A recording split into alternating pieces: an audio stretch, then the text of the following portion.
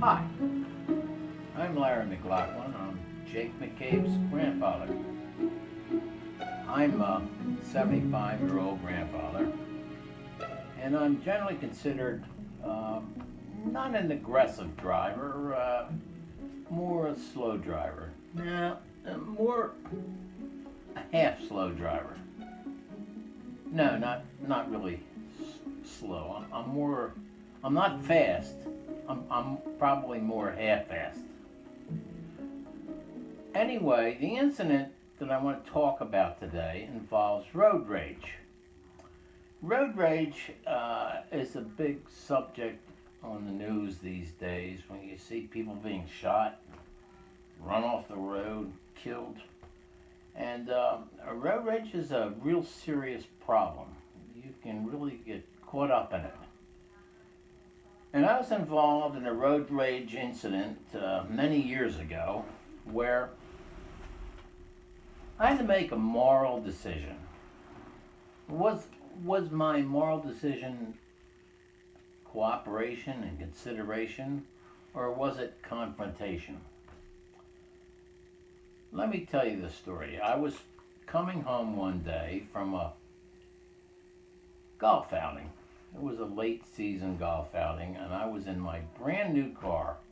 Car was only maybe a week or two old, and I was very happy with it. It was all sparkly and had that new car smell, and it probably even had the dealer's price list on the window.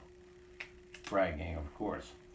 But anyway, I was coming home from this golf outing, and I was about a quarter of a mile away from my house. And I approached the red light, and it was a two-lane highway. I was on the inner lane. And I was only about a quarter of a mile away from my house. So I thought, well, I'll go up the hill here for a quarter of a mile and get in the left-hand lane and make my left-hand turn. So I started off, and the car next to me made a left-hand turn. The car immediately behind him started speeding up in the left-hand lane, and I was going up the right-hand lane. I was ahead of him by probably, a car length or two.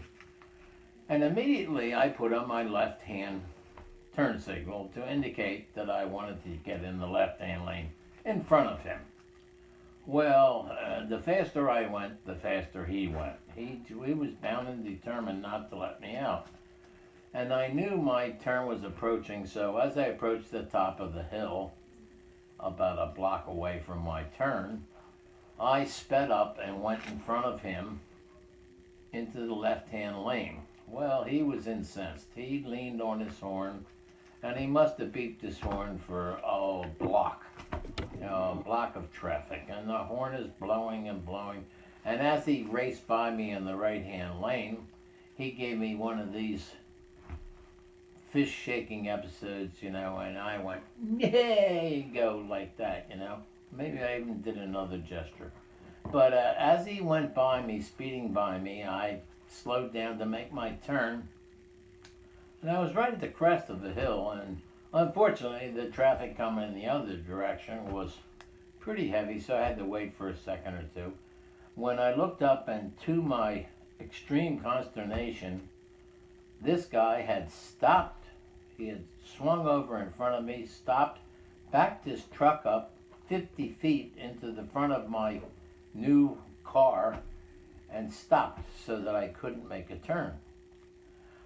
Well, the door opens in this pickup truck in front of me, and this guy uncoils himself from the seat, and he's about 6'5", 250 pounds, construction worker type, flannel shirt, jeans, work boots, and I'm going, oh my God, what have I come across here? And it was just then that I made my moral decision. Cooperation or confrontation. And I thought, confrontation doesn't look too good right now. So as this guy, he approached my car, and he says, "Roll down your window, you SOB." And I rolled down my window about that far. And I said, "Yes, sir, what can I do for you?" And he said, "You dumb SOB, you passed me, you cut me off." I said, "No, I didn't cut you off." I said, "You saw my turn signal for the last quarter mile. You knew I wanted to get in the left-hand lane. You should have let me in the left-hand lane." He says, "Get out of that truck, you old SOB." I said, "Are you kidding me?" And he said, "Well, I'll show you a thing or two." And he hauled off and he kicked the side of my car with his steel-toed work boots. Kicked it as hard as he can. He kicked as hard as Jake Elliott kicks for the Eagles. I was sitting there, I was so incensed, I almost opened my door, but I wasn't that incensed. I thought, no, God is telling me to keep my cool about this. So I decided that's the only way God is telling me. God is giving me a message. So I waited till this guy got back in his pickup truck and pulled off at about 80 miles an hour. And I made my turn, went down half a block, turned into my driveway, got out of my car to assess the damage, and unbelievably, there was no damage. Toyota made a good car in those days. They had plastic panels on the side. And this guy, despite the fact that he kicked me with the force of God knows what, didn't make any damage. So this should be a lesson to all you young drivers out there.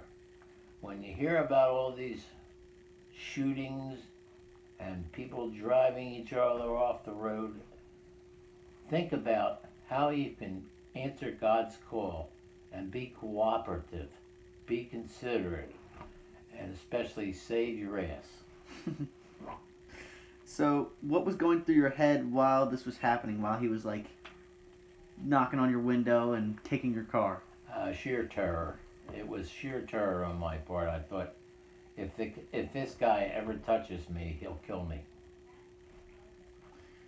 What was the positive outcome of your choice, like besides the car being okay? Well, the positive outcome of my choices were, you know, this is 20 years later, and I'm still here, and I have no broken bones. And I'm really glad that it didn't escalate into something really ugly, where the guy went back into his pickup truck and reached in and grabbed his shotgun from the shotgun rack in the back. So those things happen. So, I mean, it's really important for young people to realize that road rage is a real problem. Even when, you know, I'll admit that I was somewhat wrong in cutting in front of this guy. I didn't cut him off the road. But he was so impatient that he was like, you know, Johnny Redneck. He was ready to confront me. And young people have to learn, you don't confront those kinds of people because they are enraged. And it's to your benefit to assume a placid attitude. So what were some negative outcomes of this choice? The negative outcomes of this choice is that I had to tell it to my wife and to my grandchildren many years later.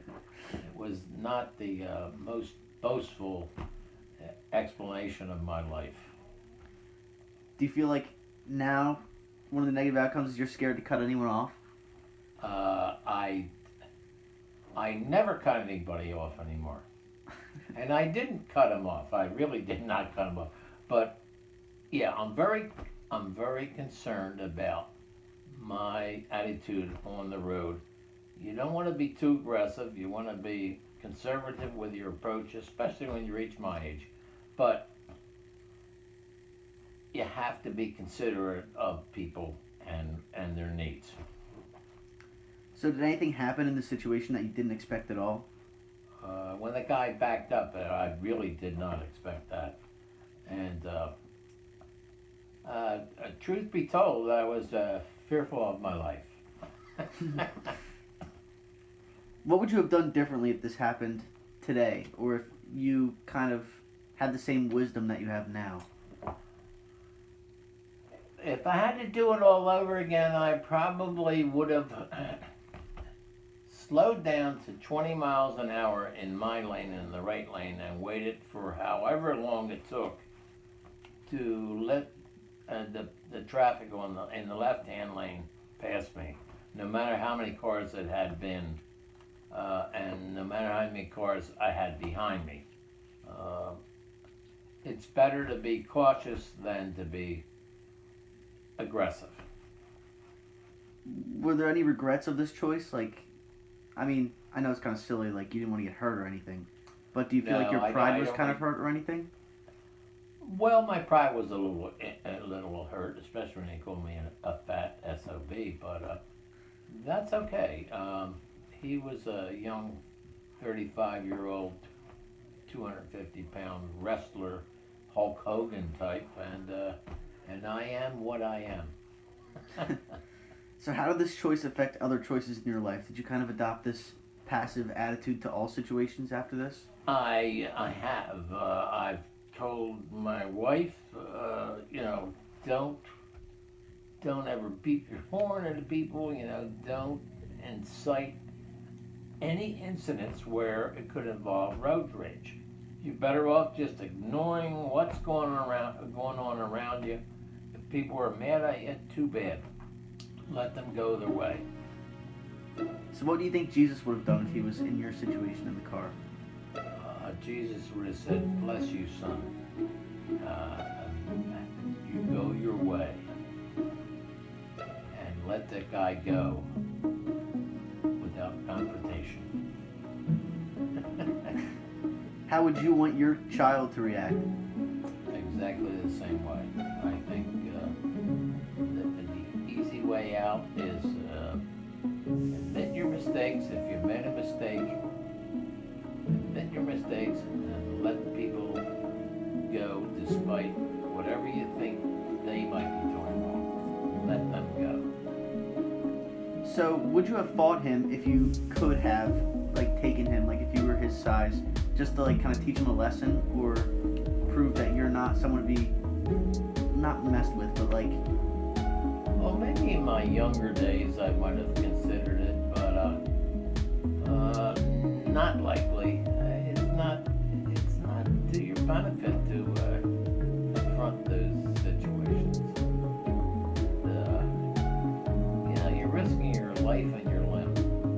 You're better off saying, I'll concur to whatever decision this guy wants, and give in and let him go. All right, that's all. Thank you very much, Grandpa. All right, Tom.